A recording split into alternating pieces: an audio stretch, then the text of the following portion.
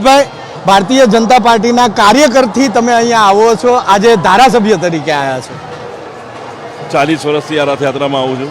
1985નો હુલ્લડો થયા ત્યારે રથ જગન્નાથ ભગવાનના રથને હાથીએ ધક્કો મારીને દરવાજાની બહાર કાઢ્યો હતો, ત્યારથી આવું છું.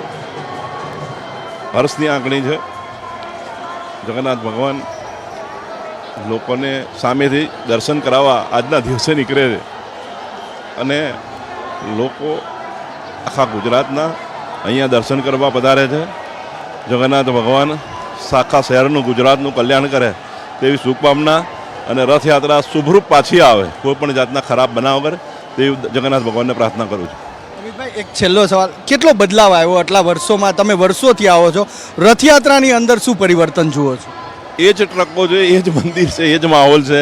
ખાલી ટેકનોલોજી બદલાય છે એટલે ટ્રકોમાં થીમ બદલાતી હોય છે, બાકી મહારાજ બદલાયા. જૂના મહારાજ હતા એની જગ્યાએ નવા, એમના અવસાન પછી નવા મહારાજ આવ્યા.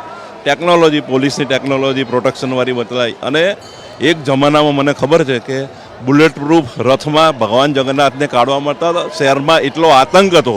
એના બદલે નરેન્દ્રભાઈના આવ્યા પછી રથયાત્રા ખુલ્લી જાય છે, ભગવાન જગન્નાથ ખુલ્લામાં જાય છે ને ખુલ્લામાં પાછા આવે છે. આ એક મોટો ચેન્જ છે.